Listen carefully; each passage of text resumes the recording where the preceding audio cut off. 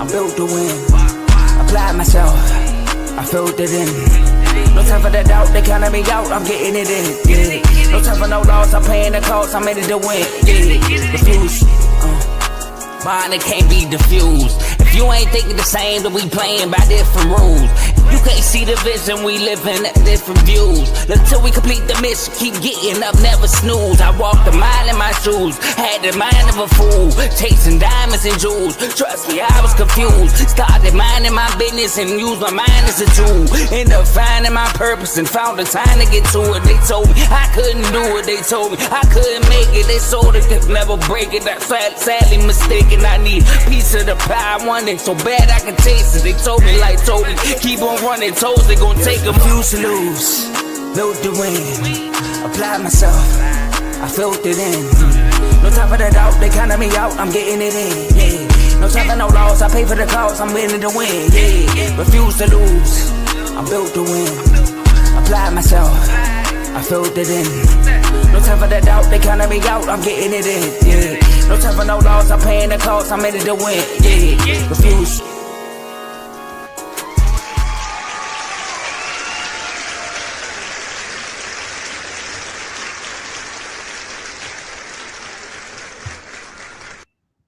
Welcome to Refuse to Lose Sports. My name is Joe Jordan. We have a great episode for y'all today. As y'all know, we've been talking about a lot of the NFL. Super Bowl happened last week, and Sam Darnold is now a Super Bowl champion. So we're going to transition, and we're going to talk a lot more NBA. And it's a lot of stuff going on in the NBA. All right? Looked like Isaiah Stewart punched Carl right after the stream. But we got a great show here today, y'all. We got three of my bros, two now. And you can see in the middle, we got Missy get done sometime. Wizards fan. We got to talk about tanking today. And a lot of people are mad at the Wizards right now, out of nowhere. So we got Missy get done sometime, co-host of In the Red Corner. He's going to give y'all his take on tanking. And then beside him, we got Carl, CTC, Carl Talking College, a Pistons fan. They got into a brawl. We got to hear what Carl got to say about that because they get the right amount of suspicions right. And then on my far left, but your far right, we got my bro, MVP, two-time MVP. I'm going to call him, who's two-time MVP? I'm going to call him Hakeem Lamar Jackson. Who's two-time MVP? Who said Lamar? Huh? Who two-time MVP? Should be three, but Lamar Jackson. We talking about NBA right now, Carl. I'm sorry. Steph Curry. Two-time MVP. Something like Steph Curry.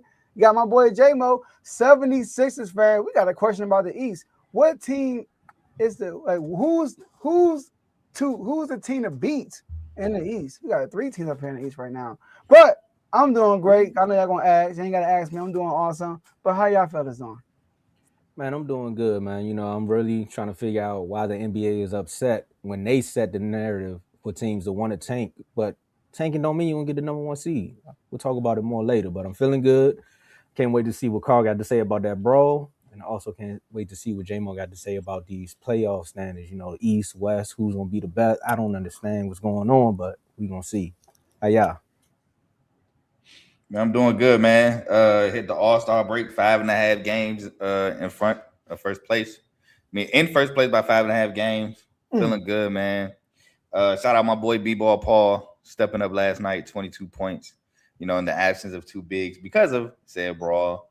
And, Michigan State got a big game tomorrow night at the Kohl Center against Wisconsin. But let's go ahead and talk about this NBA.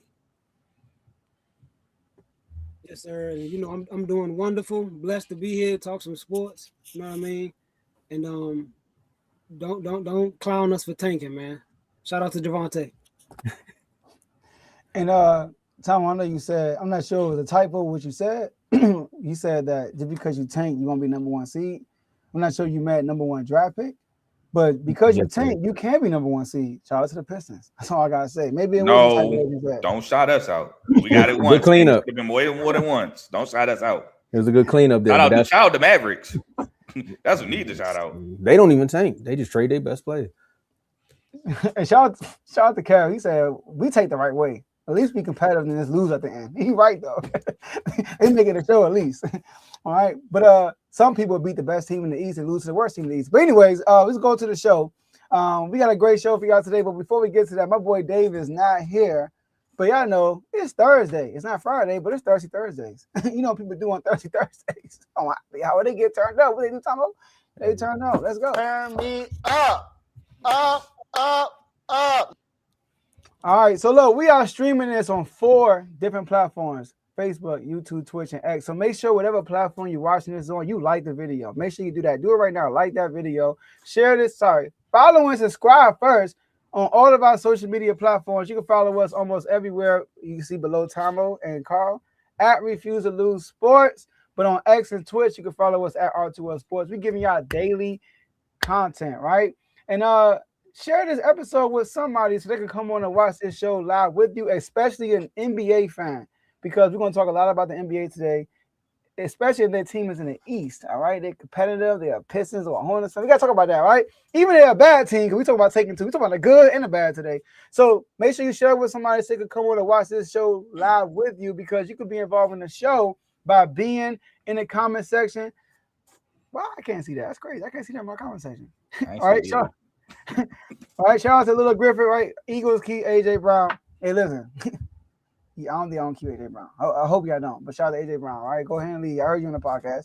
And last but not, shout out to my boy Daniel, always here. Happy Thursday. What's up, guys? What's up? Last but not least, enjoy the rest of the show. Tomo, floor. Oh, now it's showing up on me. Tomo, the floor is yours. It's just a little delay, man. Kind of like what Duncan Robinson was doing in that brawl. But that's right now. It's not, but you're part of the HOA, so we got to talk about it, man. The great tank off. So, Joe, it's very fitting that we have our brother J-Mo here, 76er fan, that we talk about this, because the universe is just seeming, they just don't understand what us bad teams have to do to get better.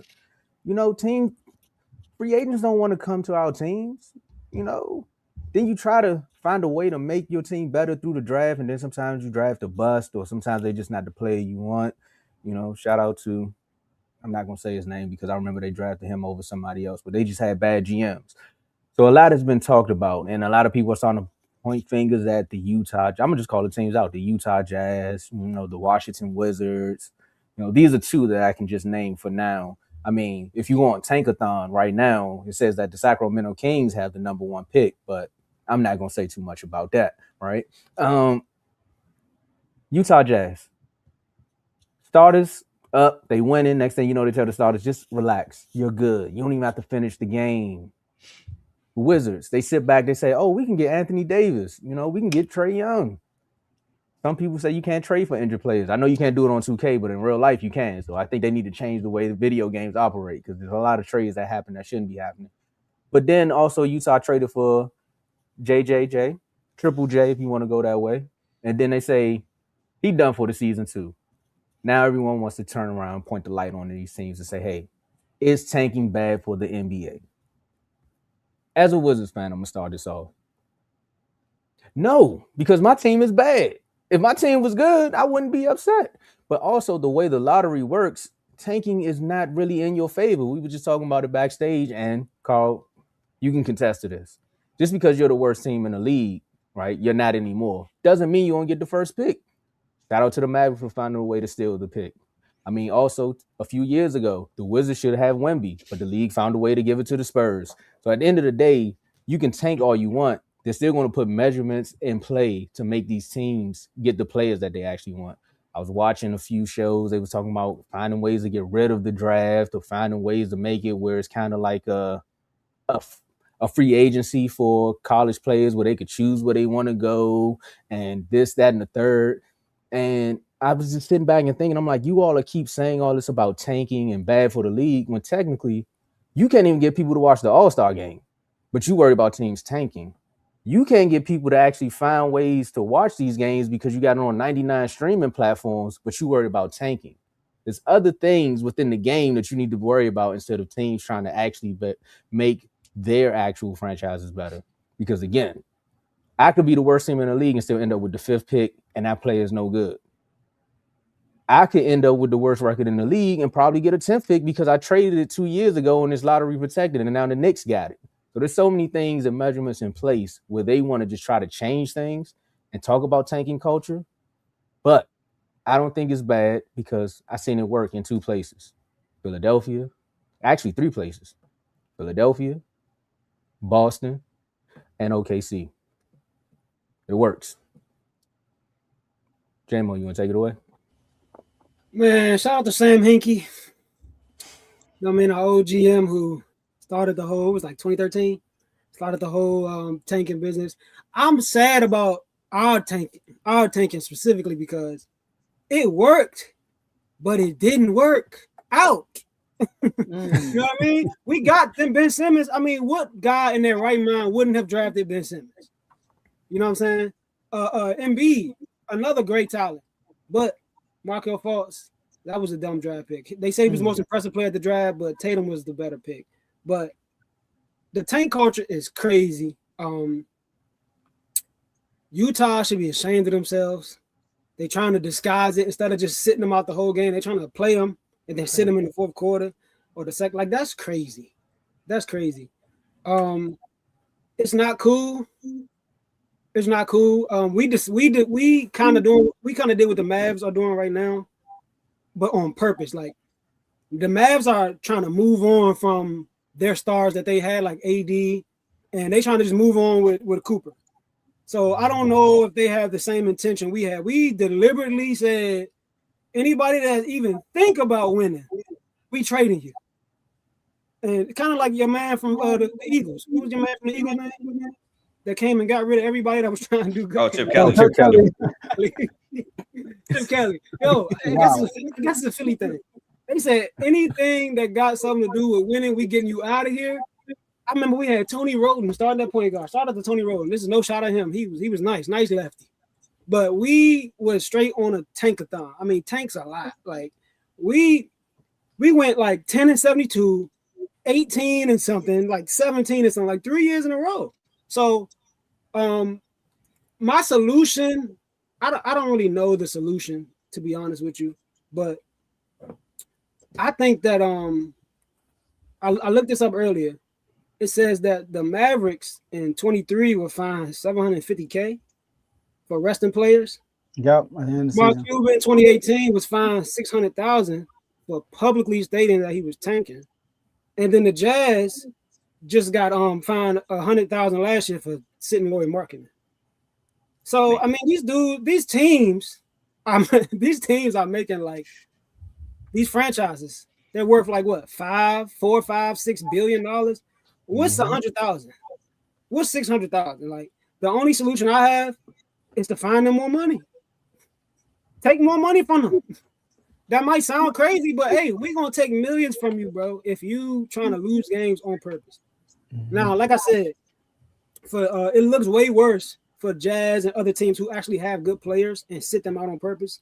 What the Mavs is doing right now is smart. They have no like stars.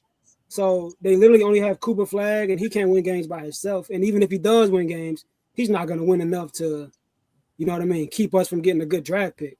So I mean, I think that's all I can think of. Like, I guess they can do something with the like the protected picks. Like if you trade your pick and it's protected, I guess they can do something as far as, you know, along those lines. That's a good idea as well. But the tanking is crazy, man. They need to figure out a way to put the best product on the floor, because what they did with Lauri Markkanen and Triple J was crazy. They had combined for like what, 50 points already. They was cooking. No, and then they said, you know what, sit down.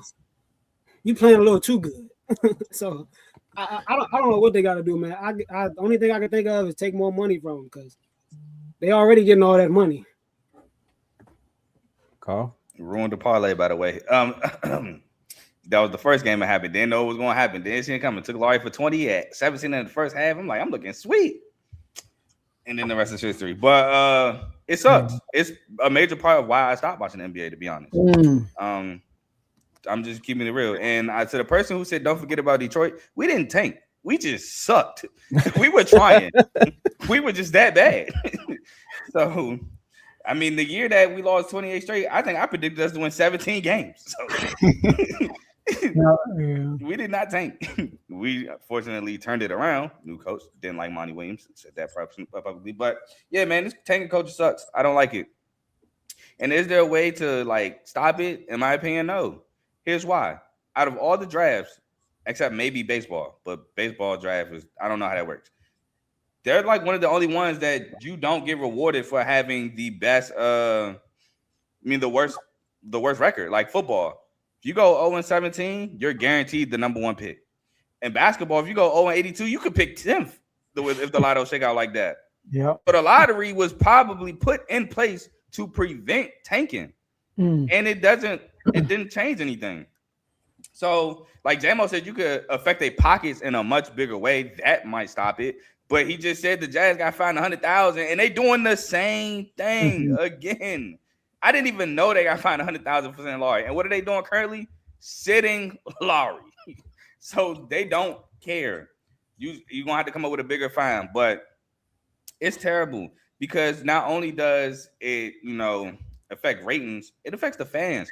Why would fans go out and pay money for a ticket to come see their favorite team play when they know that their team that they want to watch wants to lose? Why am I coming to pay to see them lose? I can watch it at the crib or TV. I could not watch it at all if I know they're about to lose. I could watch something else.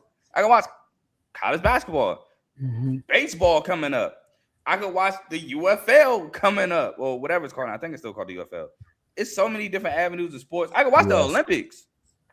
That's on right now. I can watch so many other things than watch my favorite team, lose on purpose, which affects pockets. So it sucks. And I would say also that rarely it works out over, like you said, you got Philly, it worked out, but Embiid is a great player. He worked out. Ben Simmons was supposed to be a great player mentally, did not work out with him. So all in all, it sucks. I don't know a solution, honestly.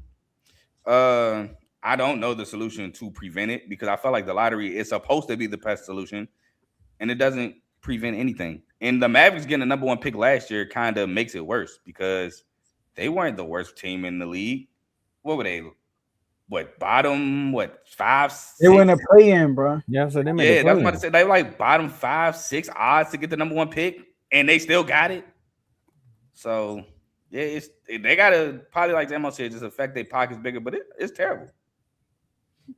Yeah. You were right, Carl, with the lottery. I think they created a lottery. Now I'm thinking about it to prevent tanking. I just think it's funny. The Wizards, right? They play the Pistons. They beat them 126-117 by accident. And then the next night, they sit 4 players, and the ages are 19, 21, 22, and 20. What are they sitting out for? They hurt. And then they lose to the Nets. How you beat the Pistons and lose to the Nets? Because they tanking. Also, we don't know who's hurt. We don't know who's that. The doctor just put an injury report out there. Oh, soreness on the ankle, soreness on that. It just sit out for dumb reasons. I think 2 things need to happen. Jane will kind of touch on it first. Number 1, get rid of trading protected picks. Make everything unprotected. So if you trade a pick, you trade a pick. It ain't no protected. Me and Jay were talking earlier. That on Indiana Pacers got to trade a protected pick from 5 to 9. If the jump fall from pick 5 to 9, they don't get it. But if it falls anywhere outside of that, they can get it. What? Like, that don't make no sense. If you trade a pick, you trade a pick. Point blank. And number 2, because it's messing up the product, right? It's messing the product. People paying, you got paying customers that go and want to see these people play. You might have a kid that said, you know what, I want to see Trey Johnson. He go see him play the Nets. He on the bench for someone his ankle. What? So my thing is, treat it like gambling. When there's gambling going on and there's something suspicious, you investigate. When people are giving up points, missing shots on purpose, fouling out on purpose, or faking an injury for gambling reasons, they get punished for that. There should be some punishment for tanking. Now, obviously, people are going to tank regardless, but to protect the product, there should be some type of punishment besides fine. There should be a suspension or something involved more than a fine for purposely tanking. When they took out Lauri Markkanen, they up by 17. You take out Lauri Markkanen and Jaren Johnson Jr. for the whole 4 quarter, you lose. You need to give an explanation on why that happened. You know what I mean? So stuff like that, they gotta find a way to do that. But I think you can't prevent tanking to happen because it's gonna happen regardless. But those are my advice for tanking for real. All right, one thing. Whatever kid is saying they want to go see Trey Johnson, I'm sorry, bro. You already knew the Wizards. Your parents should have told you that the Wizards He was a gonna be bucket bad. though, Tomo. I said the Wizards, not him. You get what I'm saying? The kid But has hold every on. right to want to see a bucket. But you can go any night. You can get a ticket for $20. Come on, man. So if you don't see him against the $20 Brooklyn Nets, you can definitely get $20 and go see him against the Hornets. That's all I'm saying, Joe. Because what's really wrong with the league is there's 4 markets that people want to play in, and they promote these 4 markets. That's it. They act like the rest of the league doesn't exist. If it wasn't for Giannis, people wouldn't be talking about the Bucks the way they talk about the Bucks. Cade took the Pistons and brought them back to relevancy. They only talk about 4 markets. You know this. So when it comes to like watering down the product, the media does it already. Like, you don't run into diehard Wizards fans. You don't run into diehard Pistons fans if it wasn't for like refuse to lose, right? So at the end of the day, I'm more so defending my team. They came out when they got the new front office and said, we're doing a deconstruction of the team. Like, this team was just bad from top to bottom, so we're going to be bad for years. And we're going to try to make moves to make the team better. Luckily for us, we've been hitting on most of them draft picks that we've gotten so far.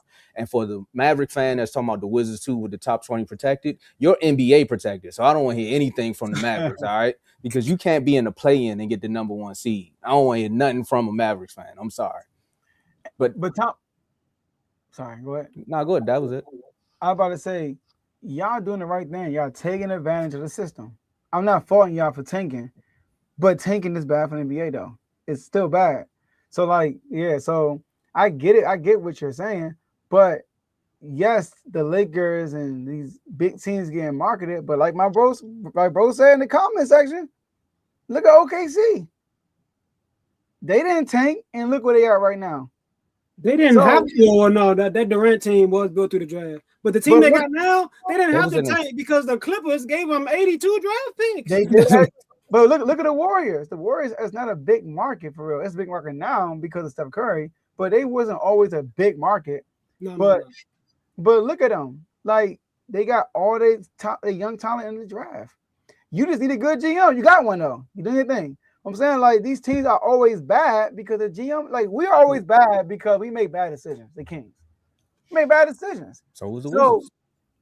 Yeah, so do the Wizards. But y'all making good decisions now, you know. But like, that's all I'm saying, bro. Like, and the Celtics, I don't think the Celtics tanked. They sucked that year, and Paul Pierce got hurt. You got to think about that. Paul Pierce got hurt, and it just sucked. They were already an average team with Paul Pierce, so when he got hurt, they just sucked. So is the system tanking or is it low management? Both of them is wrong. Both of them is killing. I think low management is worse. Yeah, low management. Sure. And I think that's what tanking teams are taking on and being like, well, they hurt. Like when LeBron didn't want to play on a good Thursday, low management. I get LeBron, I think 42. They just low managed what? The Lakers Spurs and got whooped by like 40. Bro, the whole starting five didn't play. They sat LeBron, which I understand, back to back, he's 50. Luka, they said he had a hamstring injury, but Austin Reeves just played the game before that. And he's fresh off an injury. And then they said DeAndre Ayton and Marcus Smart. Like, come on, man. Come on. That's all I'm saying. The reason why I brought up finding them more money is because, bro, what's 100,000 to a billionaire? Facts. Remember when all you're gonna do is find me 100,000, I'm gonna tank every year. J-Mo, you said Mark Cuban got fined what again? 650. 600 or something like that. He got fined the year when they set everybody in the year. He got fined. The amount of money he got fined, he donated it. Like, he was trolling the NBA, bro. He took that money that he paid a fine and he took that same amount of money and donated it somewhere. NBA protected. That's all I'm saying. He was trolling the NBA. Yeah. Seems to be NBA protected. That's it. That's why, like what J-Mo said, they fined him 100,000 for St. Laurie and they doing it again. Because like he said, 100,000. Something like they doing him and JJ. They like I raised you 200K. I know, right? Y'all cooking too much. Like, I need to sip it over. That's crazy. But they actually asked the coach about that. They said they asked him, did he have any plans? Did they have any plans of bringing him back in? He said, not even a thought. Yeah, they asked him, how close were you to putting him back in the game? He said, I wasn't. I'm like, dang. See, that's not his fault though. That's the GM and the owner. I was about to say that's an trying to upstairs tell- call. Danny Ainge, bro. You know what I'm saying? He's just doing his job. Hey man, look. See what the comments say right there. And shout out to that Pelicans fan. The Pelicans fan said, I like how hard we playing because we don't have a draft pick. The Hawks got their draft pick. But they trying to win, so the Hawks don't get a good pick, but they can't win. And also with the Pacers, I don't think the Pacers would have been this bad if Hallie was playing. So that protected pick that they got, they probably like, look, we didn't even expect us to be in the top 5 to 10. So that's why they threw that out there. They just bad because they start playing down. I ain't signing up the Pelicans, nothing. They just traded that pick. Murphy.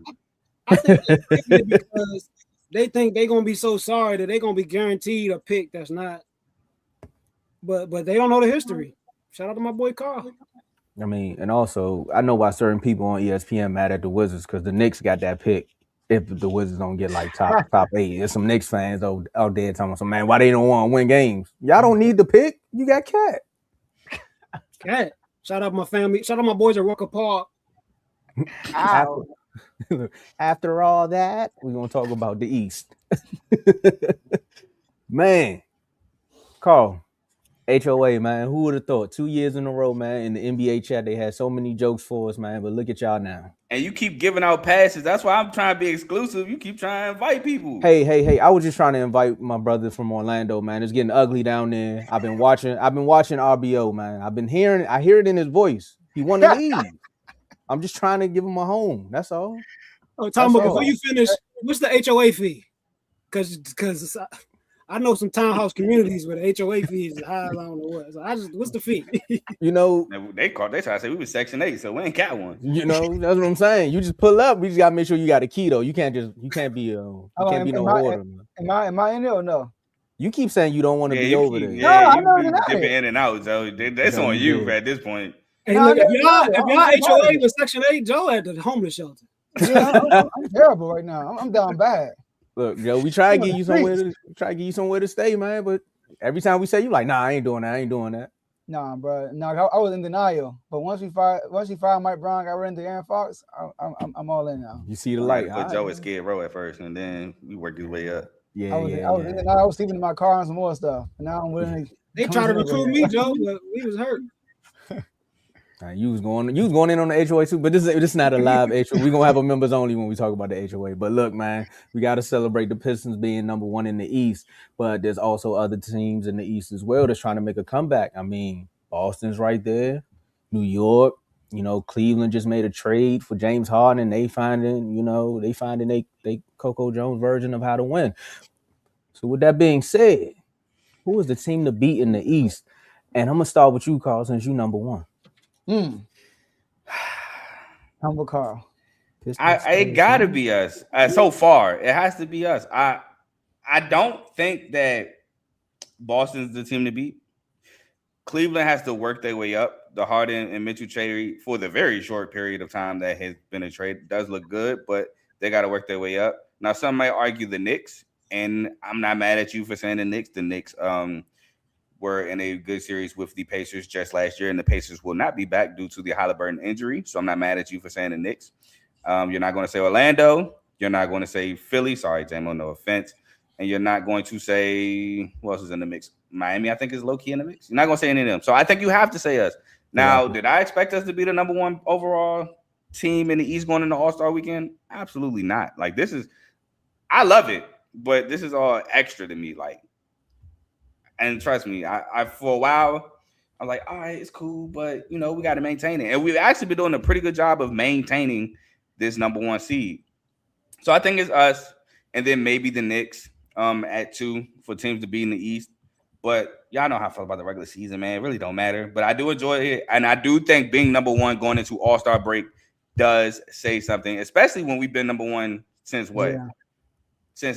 Since we took it from the Bulls, like the second week, we haven't lost it. Oh, dang. We haven't, but I'm saying we haven't lost it since like what, the second week of the NBA. Yeah, so it has to be us at this very moment. I mean, some would say y'all still fighting for that spot, J-Mo. Shout out to what you just said, shout out to Josh Giddey, man. They was balling at the beginning of the year. They said he was gonna be an all-star. Look, team to beat in the East. I don't know. Let me be honest. Like Detroit got the best record. They're playing the best right now, but Mhm. playoff like they do have flaws. Like they're like you can pinpoint Cade and put the ball in other people's hands that aren't proven, and we don't know. The Knicks, me personally, I would say the Knicks right now if I had to choose. But like that's only if I have to choose because Indiana's hurt. The Knicks have been consistently one of the best teams in the East in the playoffs the last few years. And now their record is not really strong for the regular season. A lot of people say they're having a down year. But when their starters play, I think they're like 18-5 or something like that. They got a real good record when they starters play. And I'm assuming that all their starters are going to play when the playoffs come. But Detroit is right there. I feel like Detroit had a good chance of beating them last year if they would have had all their pieces. And Malik Beasley could have hit a shot. But I think that if I had to choose, I guess I would say it's a tie between the Knicks and Detroit. I would lean more towards the Knicks just because of the playoff history. But it wouldn't surprise me if Detroit came out the East just because of the way the East looking.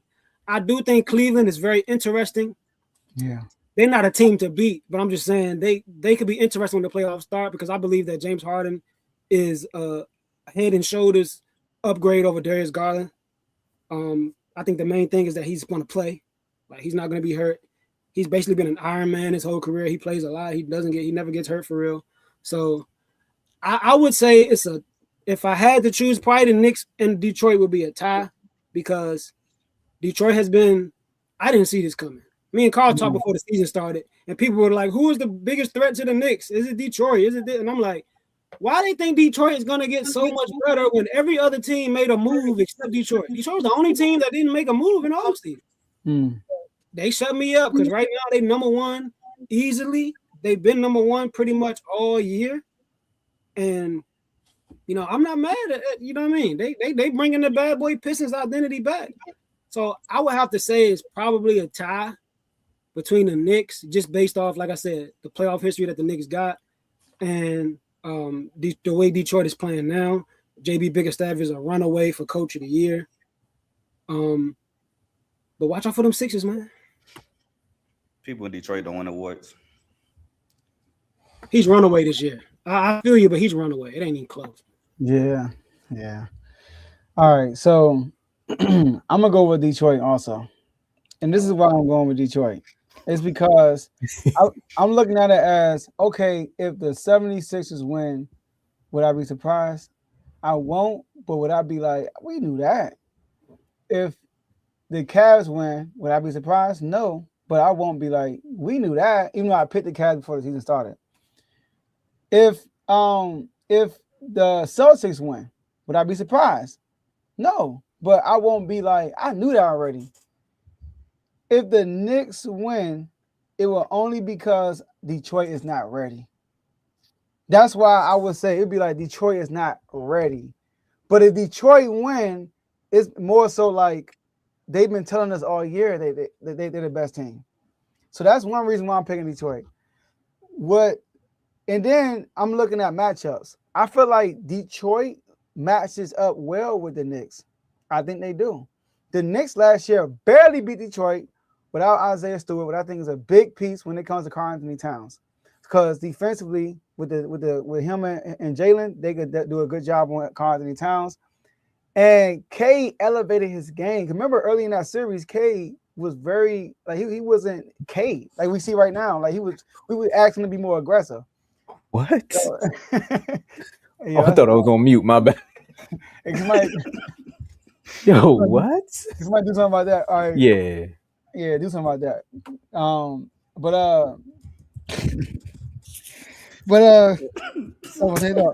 sorry, bro. I do want to throw the Raptors in the mix too. The Raptors. I'm sorry. Oh, I'm telling you, flat bro. I'm just No, like, dog, why is it always me? Why is it always me? All right, so I thought it was your boy Tom up, but it's not. I thought it was your boy in the comments, but it's not. Oh, though. Philly Mike OG. Yeah. That's why when the second comment came, I was like, here they go. I'm going crazy again. But yeah, so what worries me about Detroit is what J-Mo said. It's the offense. So like K is a lot of their offense. We talking about scoring, playmaking, everything. He's a lot of their offense. And they're 10th in scoring, 10th in offensive rating.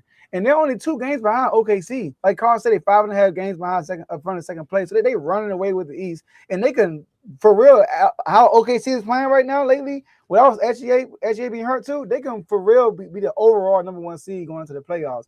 But they are a great defensive team. But they needed that run. They needed to lose the way they did against the Knicks. When it's like, we should have won. Like, JB Bickerstaff always say, like, yo, we see Detroit, we see the Knicks again. They don't, like, basically, they don't want to see us. So I'm going to say it's Detroit because if they win, I won't be surprised. If they don't win, it's like they're not ready yet. It's like they will be in their own way.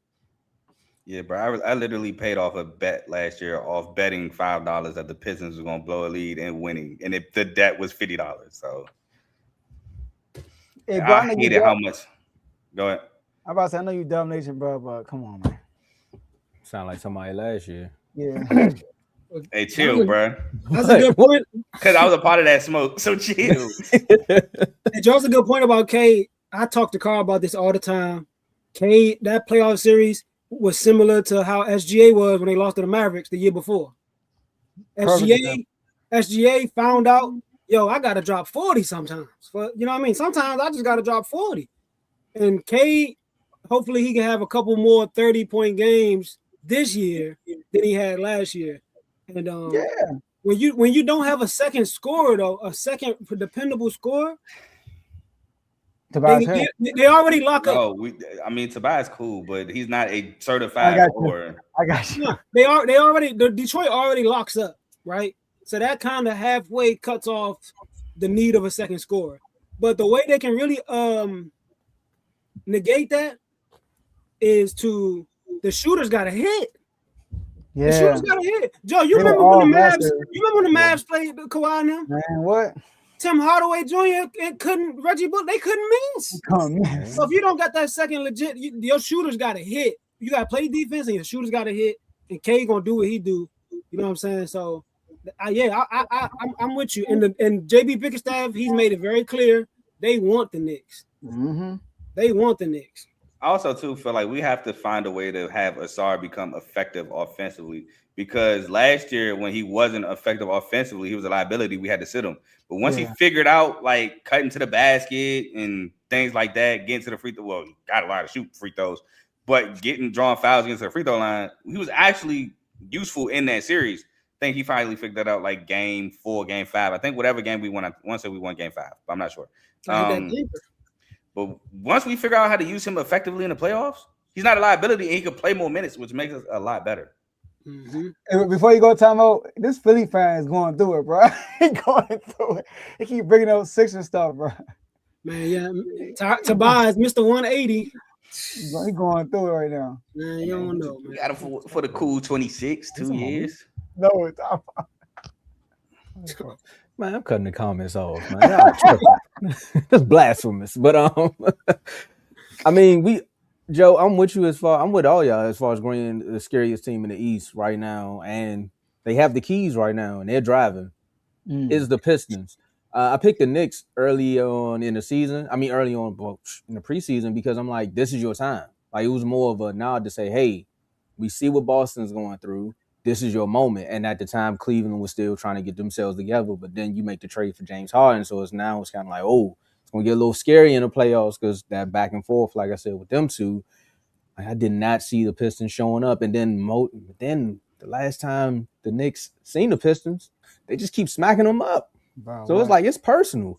So you think in a 5-game series, 7-game series, they're not going to take it even more personal? They're like, nah. And then I watched that interview with Cade when he sat down with KD, and they were just talking about the playoffs and everything too. That showed you his mentality changed, man. You right, man. Make sure you drop a super chat with that one too. But but his mentality has changed because he like, look, man, I know some nights I gotta just, like you said, take over. And he do that. You get past the Knicks, the world is your oyster, Carl. And I can't wait to see it, man, because the more y'all win, the more the HOA wins. And the more the HOA wins, that means the Wizards is up next. So yeah, it'd be crazy if the Pistons make an NBA championship before the Ravens make a Super Bowl. Though. I ain't gonna lie. Wow. Yeah. That would be crazy. But that's conflicting. The last two I ain't games. conflicting nothing. I'm gonna just be a little confused. That's The last two games, the Pistons won 118-80, 121-90. Combined score of 239 and 170. They had beat them with a combined score of 69 points. That's a little crazy. They going Say crazy. 70. Round up because we had some crazy comments about 70 points. Yeah, man, you're right, man. Detroit, ain't no time for me no more. Detroit is the way Cat playing right now. He is not gonna average 20 against these Pistons. No. Are you all Pistons? Nah, I ain't gonna lie, bro. Like, thought for some reason that series against us last year, Cat could not miss. But Like, y'all didn't even have Man, he's making some crazy. Yeah, y'all had Tobias checking him. That's They true. didn't have Shua Isaiah was Stewart. hurt. That's true. But I mean, even still, it was good defense. That 3 hit to put him up 1 late in the ball game. Dog, that was crazy.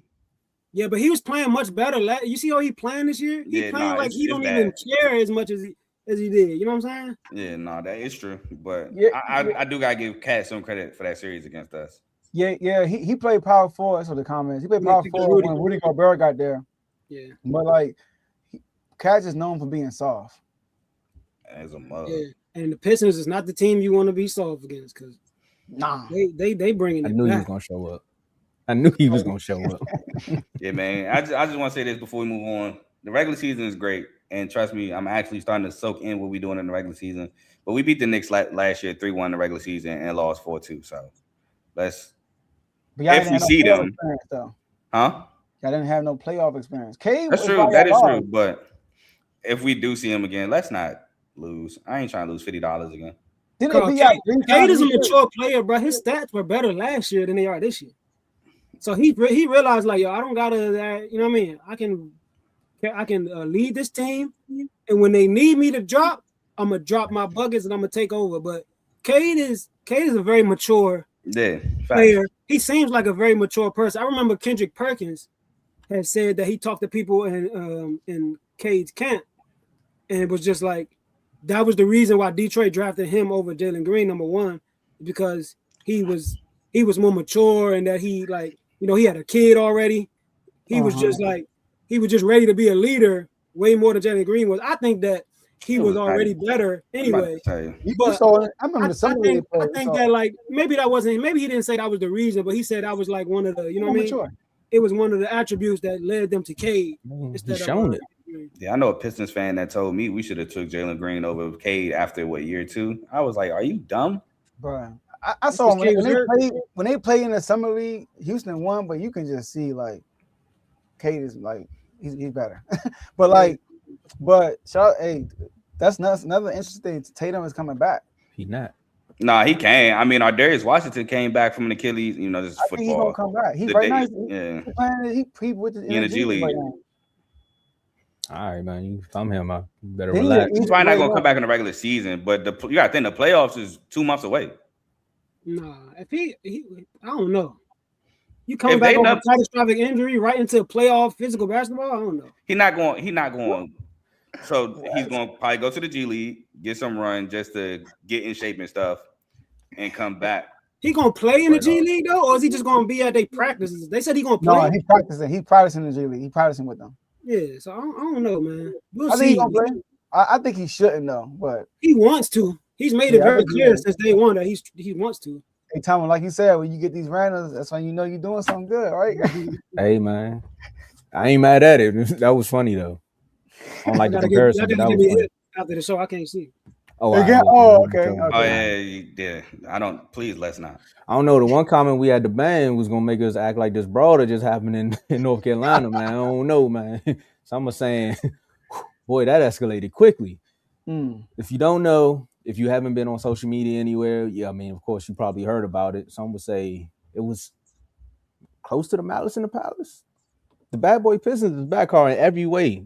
It's y'all winning, beating up people, scaring teams. I don't know, man, but it's the aura is back. I don't think y'all aura farming no more. Kind of like Tatum playing in the G League, which is nonsense. But hey, Joe, drop that track for me, man, for the people who don't know what's been happening.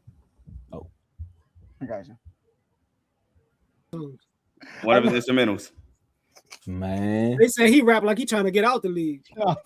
Yo, for real though. So with this altercation that we just displayed here, of course, several people have gotten suspended since then, man. You got Miles Bridges, who was out for 4 games. You got Jalen Duren, who was out for 2 games. Help me with this last name. If you watch in the red corner, there you go. That's why we watch. That's why we got CTC Carl here, man, for 4 games. And do I really need to tell y'all how long Isaiah Stewart is out? I mean, he on the bench, bro. You already know, man. He shouldn't even be back in the league after all of that. I'm Chill joking, out, bro. I'm joking. I'm joking. I'm joking. If he went to MSU, I would be serious. But Draymond Green is over there shooting threes for the Warriors. Yo, after this, man, do you agree with the punishments, or were they too harsh? Too harsh. He was too. I just had to add that. Now I want to focus on Isaiah Stewart. Now, I think Isaiah Stewart 7 games, by the way. I didn't say Yeah, it, 7 games is not enough. I mean, he got too many incidents of him fighting, too many incidents of him jumping into fights. First of all, just what he did in this game alone deserved more than 7 games, in my opinion. He came off the bench, which is an automatic suspension. He escalated the situation, which is you get kicked out the game for that. He had nothing to do with the situation. And he threw punches. He literally threw not just one punch, he threw punches. He threw multiple punches. So I think, first I saw something that said that he's banned. And I was like, bro, I wouldn't be surprised if they suspend him the rest of the season. Like, for real, because we already more than halfway through the season. I wouldn't be surprised if they did that. So I thought 7 games is crazy. Now, I don't want nobody to be suspended. I would love to see the Pistons at full strength in these playoffs. But if you would have asked me to give me a number, I would say, PG got 25 games for taking illegal drugs. You know what I mean? He should have got like 25 games too, to be honest with you, based on his track record. So I'm going to say somewhere around like 10 plus games, 10 or maybe 15 games he should have got. But I thought 7 was a little bit. I thought 7 was a little bit just for this game alone. I think they said 7 because he's a repeat offender, but I'm with you, Joe. I mean, if you want to give PG 25 for the substance, and he told you what he was going through, and we already know, we don't know if that's what it was actually for. We can't say yay or nay, so allegedly, right? But you seen him come off the bench. You seen him run off the bench with the blue T-shirt and just start swinging. Like he was in the club at the bar about to get a drink, and he said, "Oh, my boy's fighting," and just ran over. And then he did what he had to do. Then right after that, cameras is everywhere. You see him walking back to the locker room. So man, I'm on the bench. I play for Detroit. What y'all think I'm gonna do? Oh, that's another 5 games. Like, I don't get it. But hey, for the guy in the comments, man, I don't think it was too harsh, man. You got people swinging. You see them poor people. You see them poor fans in the front with their phones up. Nobody moved for real. They all had their phones up because they know what the NBA is about. But that could have escalated over into the crowd. It didn't. And for these 2 teams, you already know how I feel about the Hornets. So I'm not mad Isaiah Stewart got up and did what he did. He was defending my honor in that case because the Hornets shouldn't be winning games, but they are. So at this case, that's 2 less for him. Also for who started the fight, because you fouled him. So you started the fight. So them 2 definitely should have gotten more than 7. But Isaiah Stewart being a repeat offender, you add a little bit more on top of that. We'll save Carl for last because this is your team. So we're going to we let you go first with the good news. We're going to let you go last with the bad news. I don't think that he should have gotten whatever PG got. I mean, the man cheated. No, I got you. You know what I mean? You know what I'm saying? Allegedly. Hey, the suspension wasn't alleged. Look, my man, shout out to Beef Stew. I do think he should have gotten more than 7 games. I'm not going to say he should have got way more. I think Miles Bridges should have got more than what he got. He instigated, like, it was about to be over. He tried to run over to the rim and punch him. So, like, I think Duren,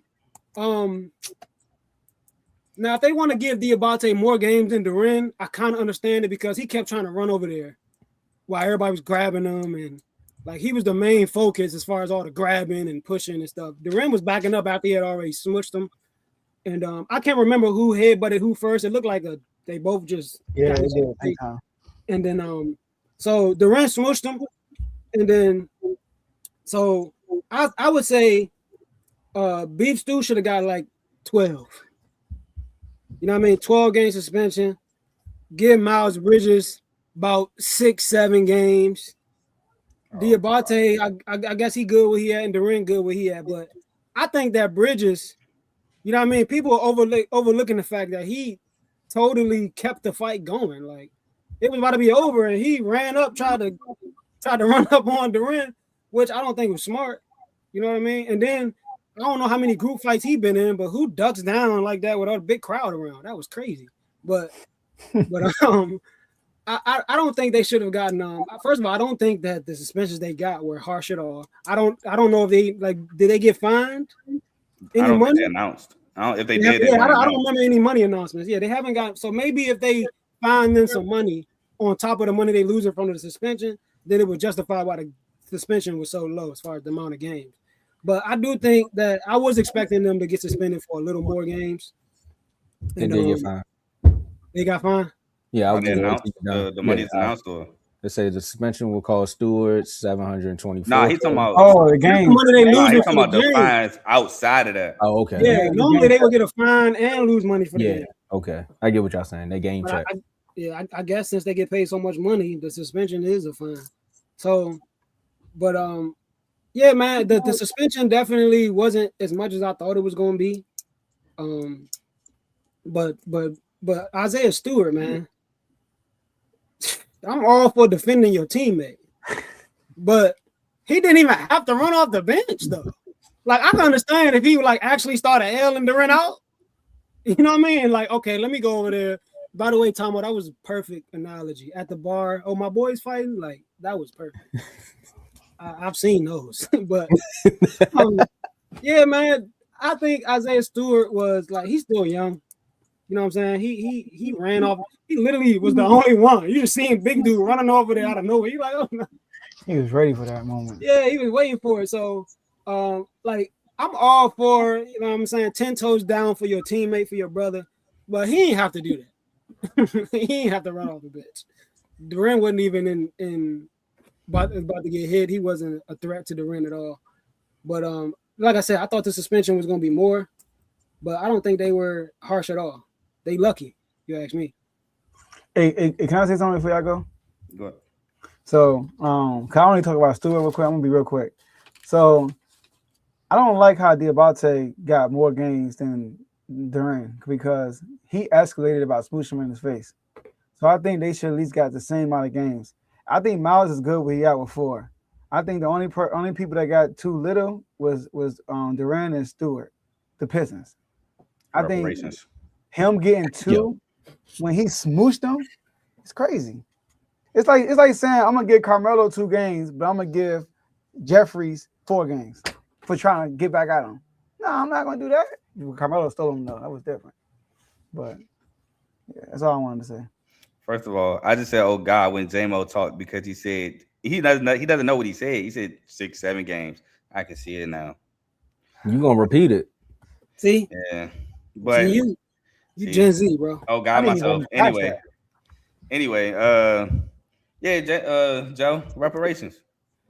Durant got 2, Isaiah Stewart got 7 because we had the worst record in the NBA and had back-to-back 5th-round picks. This reparations. We had like 3 players up for awards last year and nobody won. This reparations. But in all seriousness though, I agree with I have no problem with any of this. If you want to say Stewart deserves a little bit more, cool, because like J-Mo said, he re-escalated it.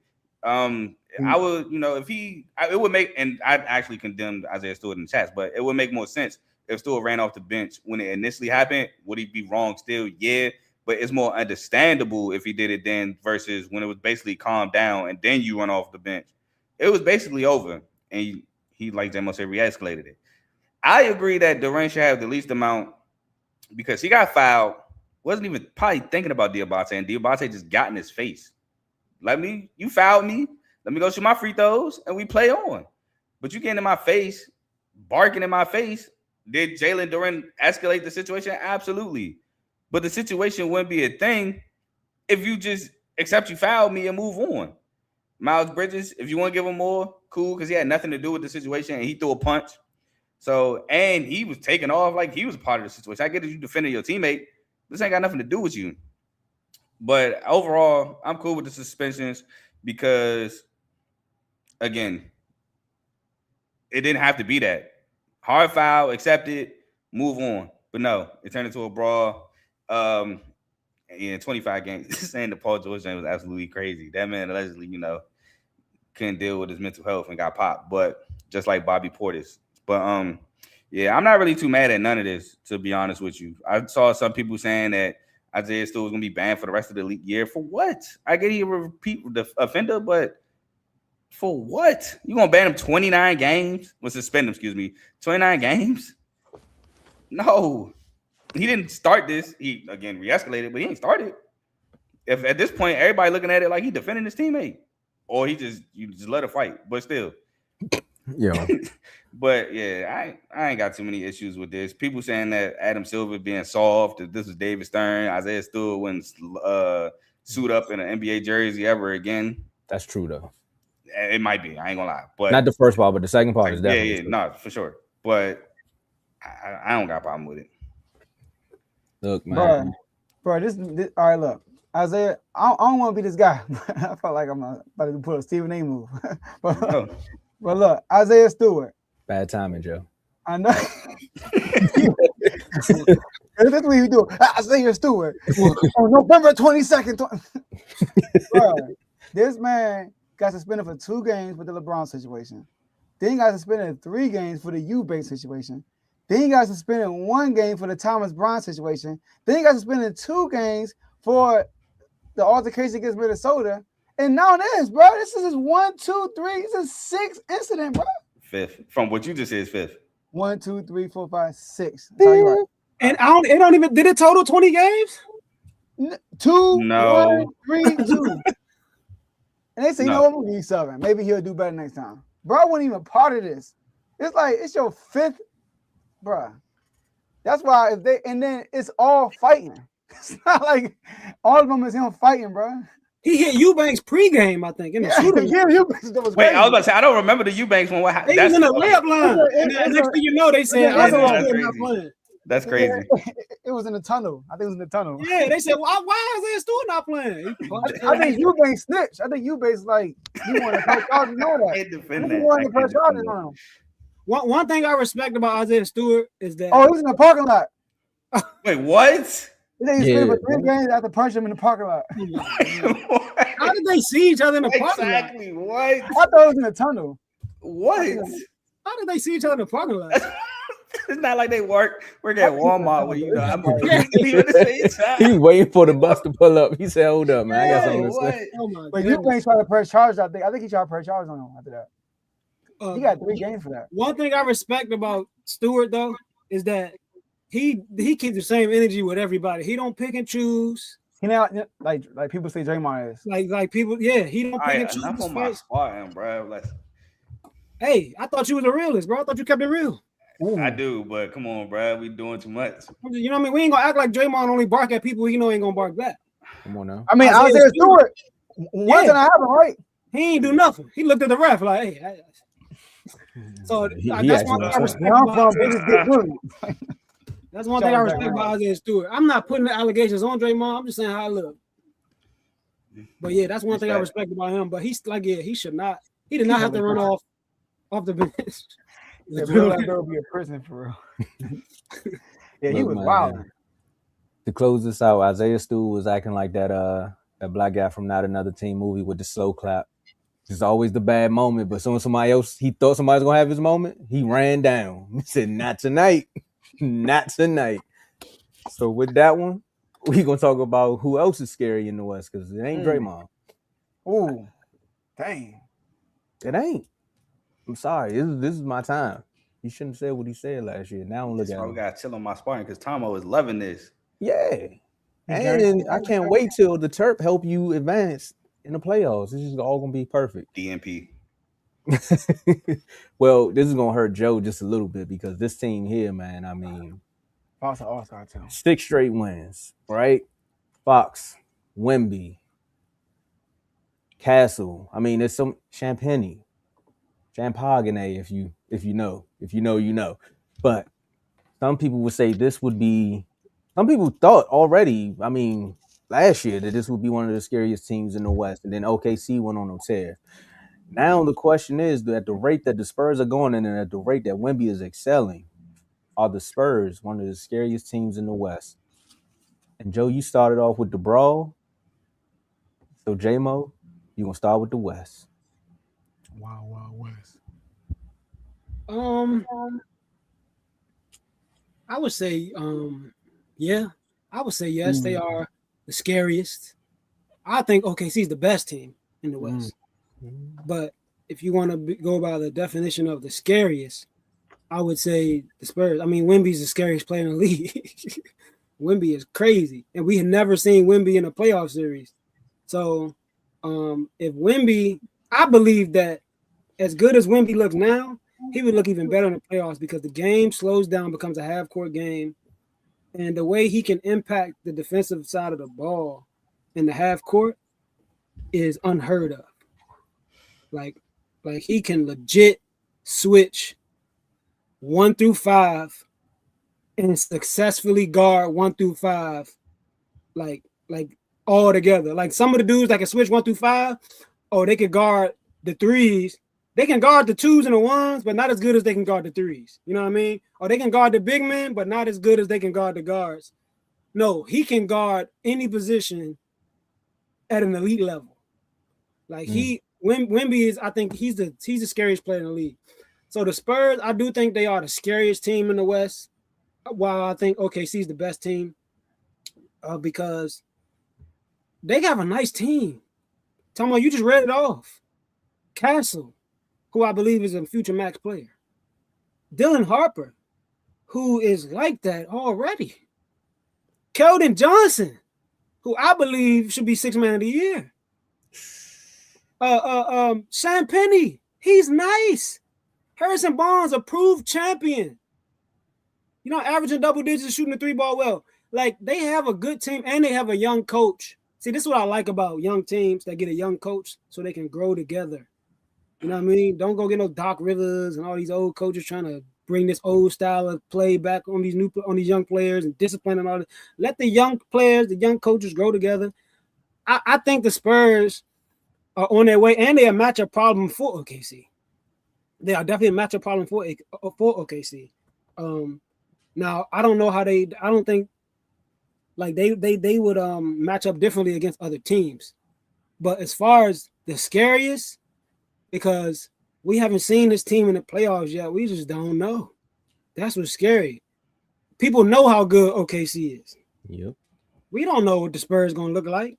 They could look like this, or they could be better. But I don't think they're going to be worse when the playoffs start. So they have a nice team. Shout out to Carter Bryant, who's been coming into his own as well.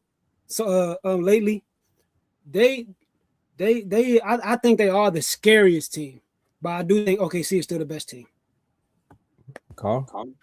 Yeah, man. Shout out Carter Bryant at U of A. I gotta agree with J-Mo because a lot in the playoffs, what do you do when the 3-ball's not falling? You have to attack the basket. But you see time and time again, when Wemby's on the floor, teams don't want to attack the basket because you can't get an angle for a layup against Wemby. It's tough to do. He's 7'4". He defends the paint at a ridiculous rate. So now when you need to get to the basket and Wemby's in the game, it becomes tough for you to score. Meanwhile, they got guys like Wemby that can score. Fox, who can get to the basket, who has playoff experience. Castle, who can get to the basket. Harper, who can get to the basket. Vasil, I don't know if he's out for the season. I don't think he is, but who can shoot the rock. Sam Penny, who can shoot the rock. Carter Bryant, who can shoot the rock and slash. So you got all these different options for when you can't shoot, as opposed to when you can't shoot. Options become very limited with Wemby on the floor. And not for nothing, I don't think Luke Cornett is a bad big to come off the bench when Wemby's off the floor. So I think they are one of the scariest teams in the West. Another team that stole a pick from us, but I'm just saying. It's something about them. See, in the NBA, Texas teams are protected by the NBA. In the NFL, they just there for media purposes. Shout out to CJ Stroud becoming John Legend overnight. Just one of them in the NFL. Texans be having to get it out the mud. Well, CJ, I want to get my CJ Stroud joke off, but thanks a lot, HOA. Man, just came and just popped the balloon on me, man. That's crazy, man. Too much Draymond slander. It's all good. He did it to himself. But I agree, and J-Mo, that's spot on. OKC is the best team, but the way Wemby and the Spurs have been playing, they are the scariest team in the West. And no matter how much you can see Ant go dunk on somebody, you look at this Spurs team this young core has been coming together. And this is another thing that gives me hope for my Wizards too. We don't have a Wemby, but we have a Alex Sarr, Timu Wemby. So I'm like, if you could just watch that foundation right there and see what we could become, that's it. And we got our own Champagne as well. We got his brother over there. So shout out to the GM for not getting rid of him. Banged on Braun.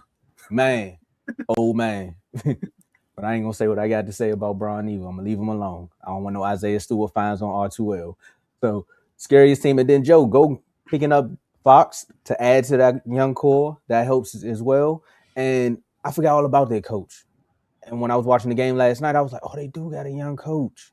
So this right there just is that little drop in the bucket because again, J-Mo, if you wasn't here, I would have said everything you was gonna say because I was definitely gonna clown Doc Rivers for being like, look what the Bucks messed up. But they kind of got lucky by going to get Cam Thomas because the Nets messed that all up. So having Cam over there getting buckets is helping the Bucks do something. But outside of that, Doc Rivers is gonna find a way to mess that up when they get into the playoffs. So we good on that number. But as far as back to the Spurs, this has been what the NBA has been waiting for the last 2 years. Once Wemby got drafted, they was like, all right, he's only going to get better. But again, to see, I don't want to call him, I would say this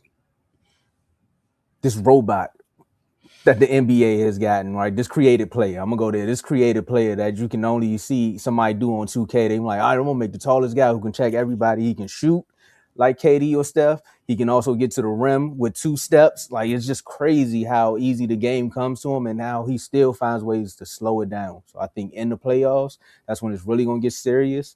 But the matchup between them and OKC, if it does happen, I would like to see how OKC head coach and Chet are going to step up because, hey, Chet, this is your moment. You was bullying people. Now it was like, all right, what you going to do? Somebody going to call your bluff. So I think they are the West new nightmare. He want all the smoke with Chet.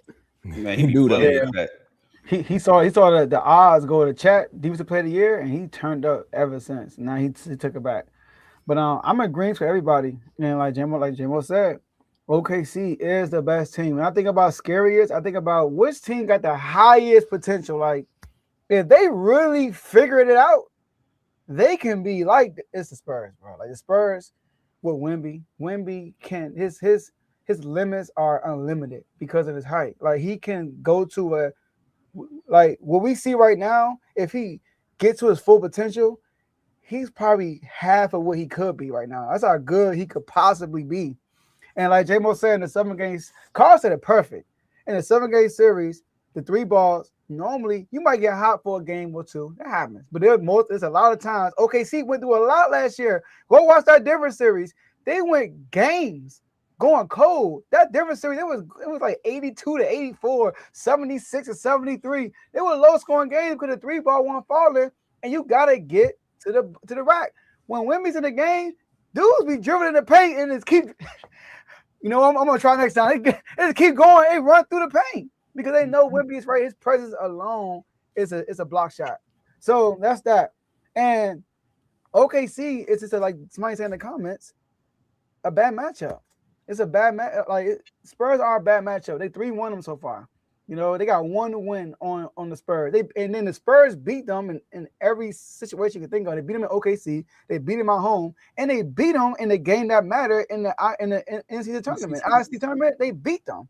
So, and the Spurs are only 3.5 games behind OKC, and this is what Wemby only playing 29 minutes a game. Y'all know in the playoffs he's gonna play more minutes. That's just how it's gonna go. There's gonna be games that's been called that he gotta play 40+ minutes. And we don't really see that from Wemby. So that's that. Now, what you got to worry about with the Spurs is health, obviously, because Wemby, you know, with his height and all that stuff. And Mitch Johnson. You don't even miss the coach, Mitch Johnson. Rookie, it'll be his first year in the playoffs. You got to do adjustments and all that stuff. But he got Pop. Pop is on his shoulder. You know, Pop going to be talking to him. And he's still getting coached from Pop, all that stuff. So, the Spurs have a great opportunity to win everything this year. And if they win this year, bro, it's over. As long as Wemby healthy, if they win this year and Wemby is gonna keep his health ready, it's over for the NBA. Unless another Wemby comes out. Yeah, I want to give Denver some love, True. but not as much as these other two teams because, and I think the main reason for this is that MPJ trade. Because this dude is not playing nowhere near as good as I thought he was going to be playing. Cam Johnson? Yeah, bro. He's averaging like 9 points, bro. Yeah. Peyton Watson playing better than him. Yeah. Peyton Watt, yeah. Shout out to P. Watt. He grew this year a lot. It's like I thought that trade was going to be better for Denver. I'm like, Cam Johnson's a better defender than MPJ. He can catch and shoot. Not as good probably, but he can catch and shoot. He plays better without the ball. Like, he'd be a better piece as far as a 5-man team. I'm thinking all of this stuff. And then the season start, MPJ averaging 25, 26. Yeah, and this dude ain't averaging double digits. And who can't average double digits with Jokic on the court, passing you the ball, all them open shots you getting. So I think that that's one of the key things that's holding Denver back. Also health. I think Jokic was hurt for a little while. He just came back. But yeah, the Spurs, scariest team. That is a key thing though. The young coach in a playoff series. I will say, I'm looking at right now, Cam Johnson, he's shooting 43% from three. He just not shooting a lot. You know what I mean? I'm actually surprised at that number. Yeah, me too. He's shooting 43% from three. But and Tim Howard's shooting 40%. So to be honest, y'all, I can see a situation where OKC, that the Spurs can beat them, but they can lose to the Spurs, they can lose to the Nuggets. I can see that situation. Matchup makes fights. And Jamal Murray. Yeah, Jokic and Jamal Murray's been healthy this year too. He's been balling, and I feel like these last few playoffs, Jamal Murray's been dealing with some type of injury, And with the championship pedigree, the Nuggets got we saw them against OKC, bro. Like they gave them a fight, and OKC was better to me. I thought it was a better team, but the Nuggets got that championship pedigree, like the Warriors. It's gonna be harder to take them out because they are champions. So yeah, as long as the Nuggets healthy, yeah. And Jokic, man, I mean, as long as they healthy, because remember, MPJ couldn't even raise his hands. Yeah, and Aaron Gordon got hurt too. And the one thing about Jokic playing is because the Spurs, what they do is they play Wemby and a bunch of guards, right? So like Wemby makes up for a lot of their mistakes, like he makes up for their size, basically. Bro, you're going against Jokic, he's gonna bring Wemby out the paint. And then you can't put nobody else on Joker. You can't, because he could just shoot right over them. But you put Wemby on Joker, you taking Wemby out the paint, back door. I'm saying, like, they probably a better matchup for the Spurs versus OKC. If that becomes a problem, they could play him and Cornette together. I was just about to say that too. They can play him and Cornette together sometimes. Let him roam, let Cornette guard him. Crazy. That's crazy. And if he try to post up, let's switch. And if they want to go out there, you guard them. Like, so they can do that here and there. They got pieces. That's why I said they're the scariest, bro. They're the scariest. Yeah, they might put Wemby on Peyton Watt. They always put Wemby on like the guy who's the least efficient shooter. That's what they usually do for Wemby. So, real. Hey, you notice we talk more about the scariest teams in the East and the West than we did about this All-Star game. But hey, that lets you know. I got nothing for you in the All-Star game. We can quickly talk about it. Man, Embiid dropped 70 over me. I mean, I was gonna bring it up, but we can do this right quick. Did y'all hear what Kevin Durant had to say about? No. Okay. Yeah. Right. No, I didn't. I don't know what he said at all. I think he did it on purpose, bro. All right, so they basically asked him, I think it was about the effort in the All-Star game, and I say Devin. He must be talking about the Wizards somewhere. Kevin Durant said you should ask the Europeans and the world team if they're going to compete. Then he was talking about if you look at Luka and Joker, when they play in the All-Star game, he said these dudes are just shooting half-court shots. They laying on the floor. They not really giving effort, but yet you worried about the American players giving effort in the All-Star game. I'm worried about all y'all. Yeah, I'm worried about all y'all. I think they're going to put effort this time. It's been years of this, bro. Joe, shout out your boy Fox. I remember the interview Fox. He said, it's a blessing to be here. I'm just trying to make it out of here healthy. What? Yeah, when he said that, yeah. Anthony Edwards was shooting with his left hand last year. Yeah, He was killing me, man. Fox, he disappointed me that year. His first All-Star game. SGA don't play hard. Like it's a problem with everybody. It's a problem with everybody. And I think they lean more towards the American players because it started before the European players started becoming more prominent in the league. But I mean, what KD said is wrong, but I don't think it has anything to do with what we're complaining about. No, I think what KD said is to spark. I think he's trying to spark them to play hard because I think he's going to come in to play hard because Jamal Murray came out and said he's going to play hard. Wemby said he's going to play hard. There were multiple players that came out and said, I want to play hard this All-Star game. A lot of first-time guys. So I'm expecting a competitive All-Star game. I really am. My man, Maxey going to go hard. That's my MVP. Maxey, my MVP. Oh, for real? Yeah, he's starting, and he's going to pull from the logo. I got Maxey. I know K gonna play hard, but when you got the lineups right now. I liked it when they had the Kobe rule. I think it was the first year after Kobe passing. That was competitive, bro. Yeah, that was competitive. Kyle Lowry out there taking 5 charges. MB hit that boom on LeBron. Woo! I was like, oh. And then he started backing him like this. Mm-hmm. Like, I'm like, okay. That All-Star game, they literally had offense and defensive substitutions at the end of the game. That's why I hit Lil Carter with too, like the R2 day. Yeah, and that's when Giannis said whoever James Harden was checking, that's who he was going. Oh, yeah. Hold on. Don't talk about my teammates like that, Joe. I mean, Lil Carter was going to be at a post him like Embiid. I'm just saying. You know, if the MVP was in here, the runner-ups are here. I like don't do that to my teammate. I know Jay will come in.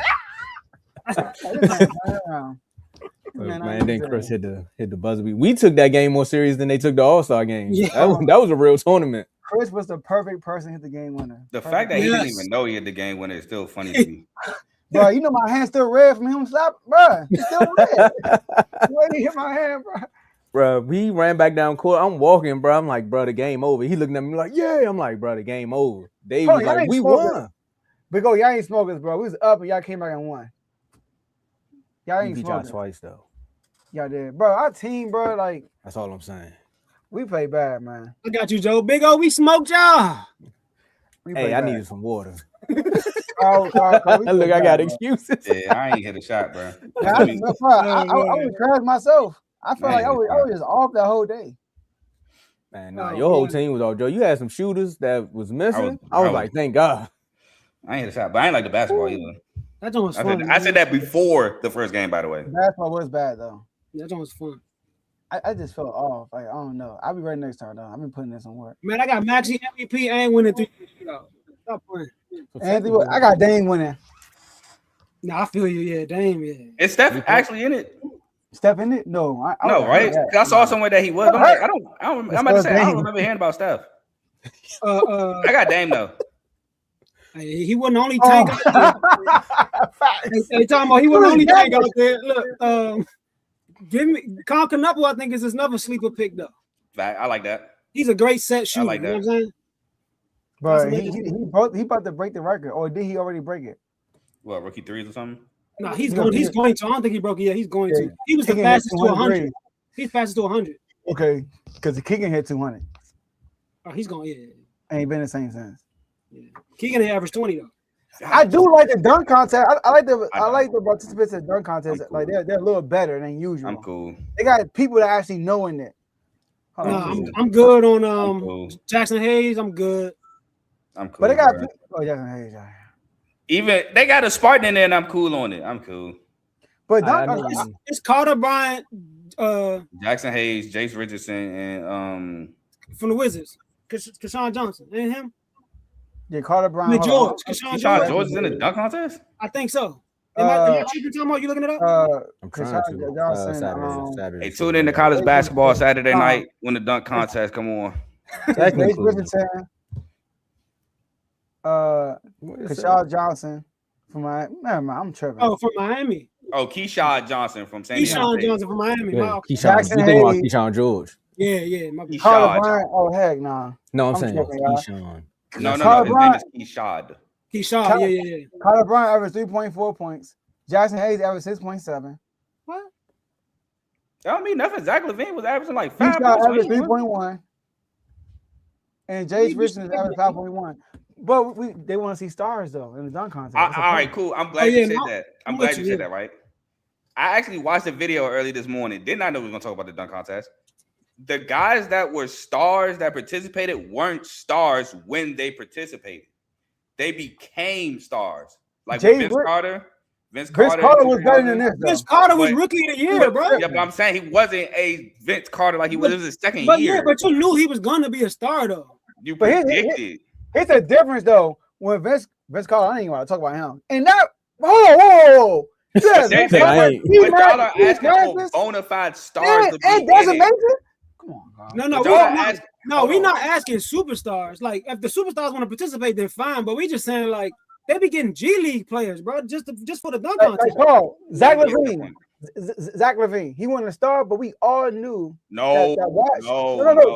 Listen, if you knew about Zach LaVine, if you knew about Zach LaVine, you knew he was a dunker. You knew that when he joined the dunk contest. Yeah, but that's cool, right? But Zach LaVine, the narrative, I remember this vividly. After the dunk contest, I saw somebody tweet his stats and say back to life, back to reality with the song melody under Zach LaVine after he won the dunk contest. Like, Zach LaVine was a dunker, yes, but he wasn't a budding star. A lot of people didn't know who Zach LaVine was. But he did it with Aaron Gordon. He did it with who else was in it? It was Andre Drummond. Wasn't Andre Drummond in that one? Well, Andre Drummond Will Barton, I think. Wasn't it Will Barton? Was it Will? Andre Drummond and Will Barton with the Nuggets. Probably. But Will Barton was a well-known player. He wasn't a star, but Drummond was a star. Now it's just a bunch of nobodies every time. Drummond was an all-star, bro. He made an all-star game multiple times, I think. He's an all-star. He lead in rebounds. We're not saying.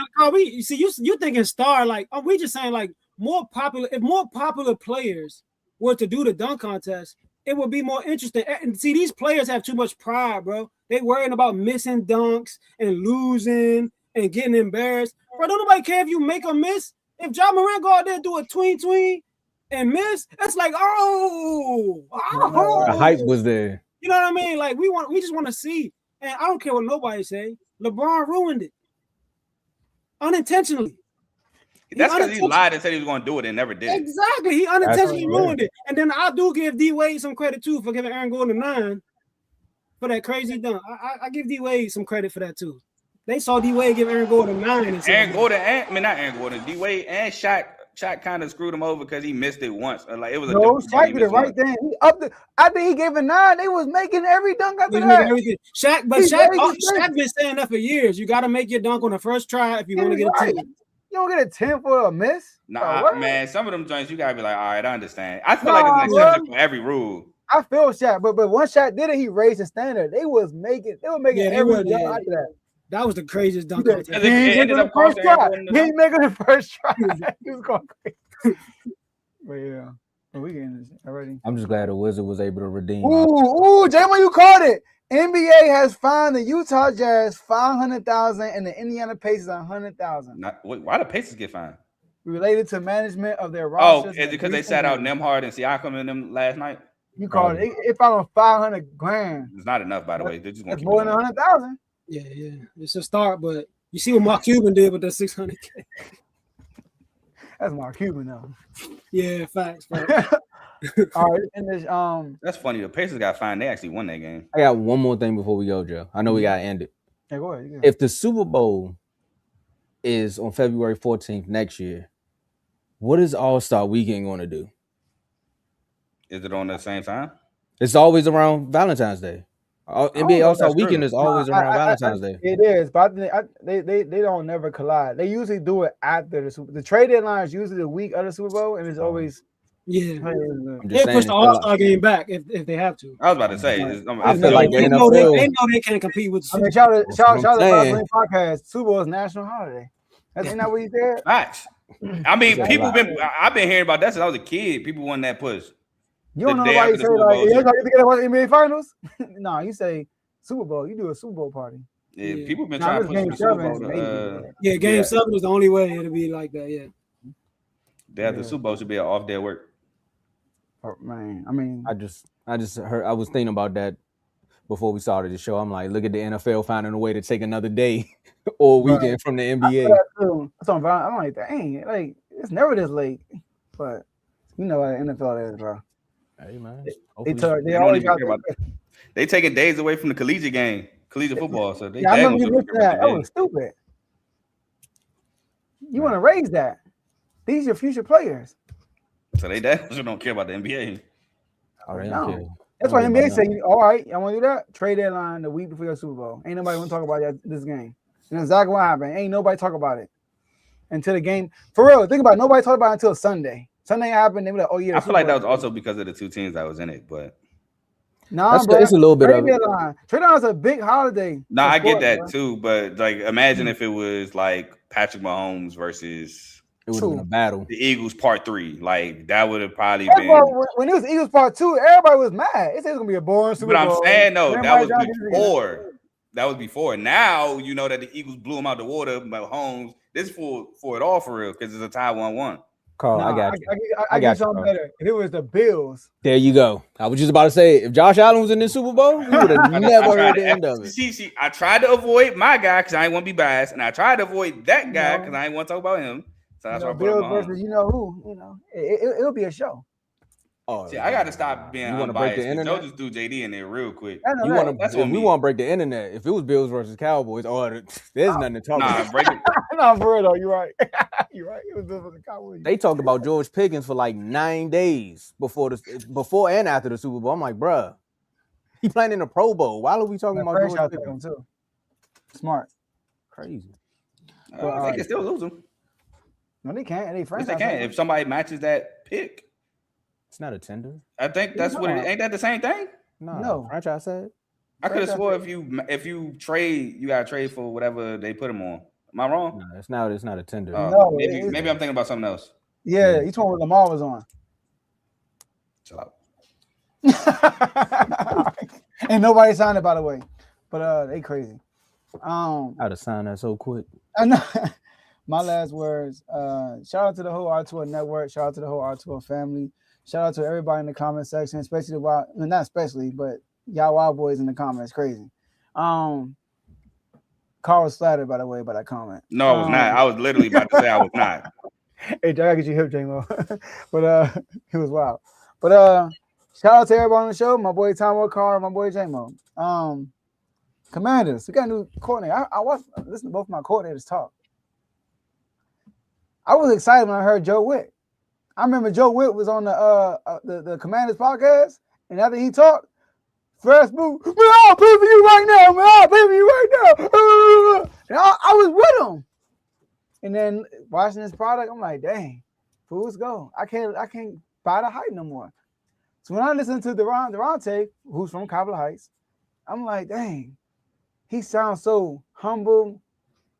He came like, he sounded like I don't want to talk too much. I want to show y'all. He's been in different schemes, but I'm like, you know what? I gotta see it to believe it. But for some reason, David Blau called. I'm feeling a little confident about him, about David Blau. I mean, backup court. You said what? He was coached under one of my goats, Jeff Braun. You heard it here for CCC. You heard it. I got confidence in him. One thing he said that I've been preaching about Cliff Kingsbury. He always in shotgun. We need to be on the center more. He said the first thing he said was, we're going to put him on the center more. When he said that, I said, you already won me over. You already won me over. So that's that. Kings, I ain't got nothing to say about y'all. Keep tanking and do what y'all got to do. That's all.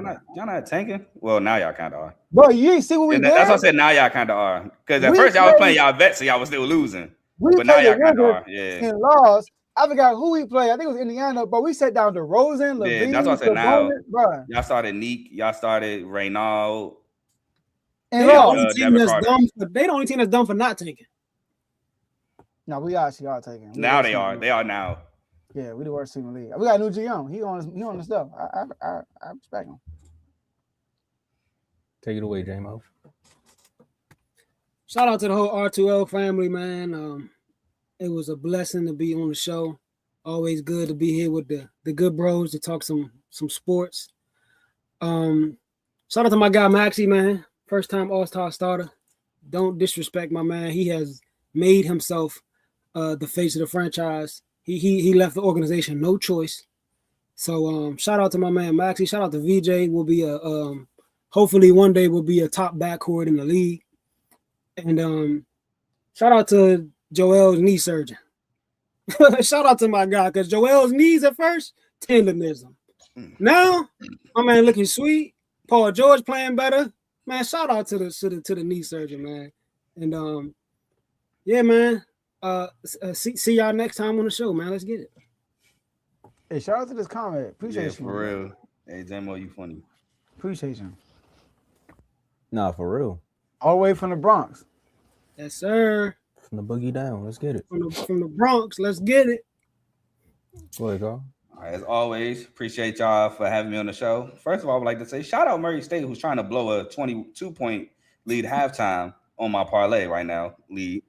I can't believe this going on right now. But other than that, love the fact that we're 40-13 at the All-Star break, man.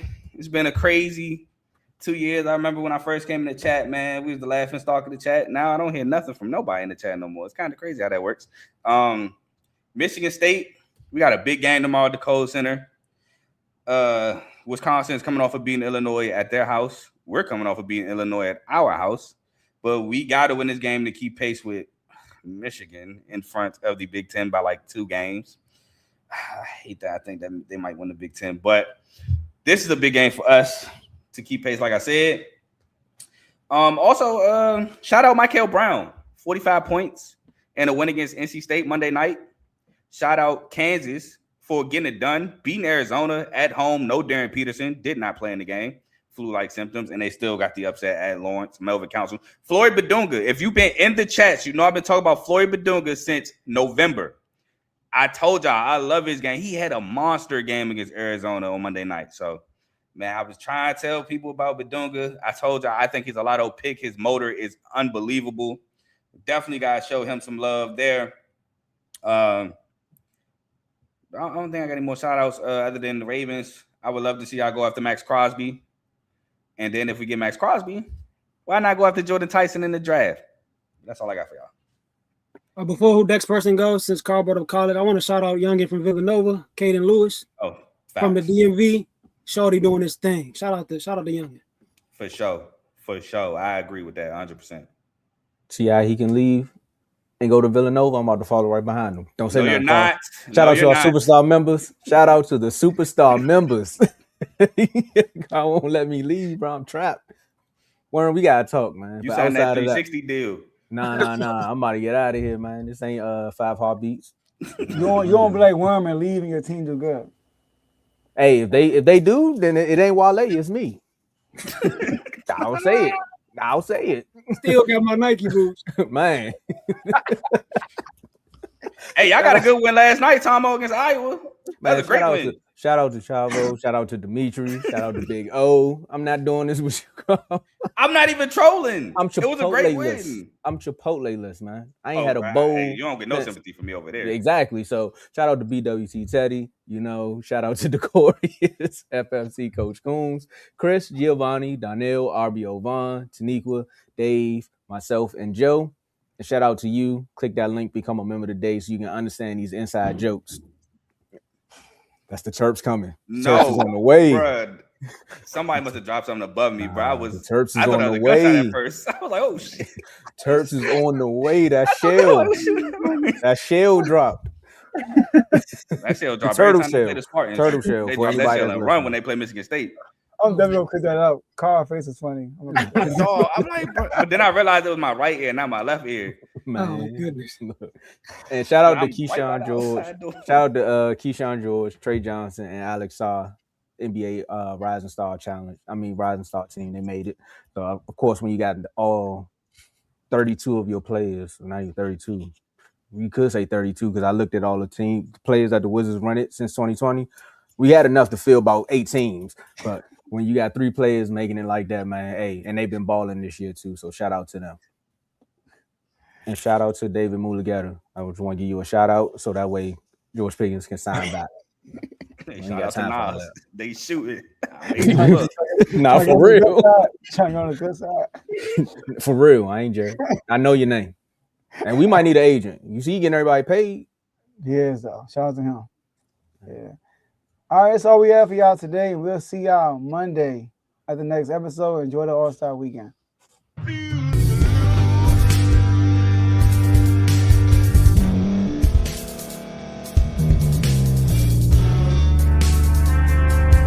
Thank you for staying to the end. If you're watching this on YouTube, please like this video, subscribe, and also hit that notification button so you can be notified next time we put out a video. If you're listening on any podcast platform, subscribe and hit that notification button, y'all, so you can be notified we put out another podcast audio. And last but not least, hit that share button. No matter what you're listening to or watching it, hit that share button and send it to somebody that you know that would love to watch this episode you just listened to. So once again, thank you for staying to the end, and we'll see y'all in the next episode.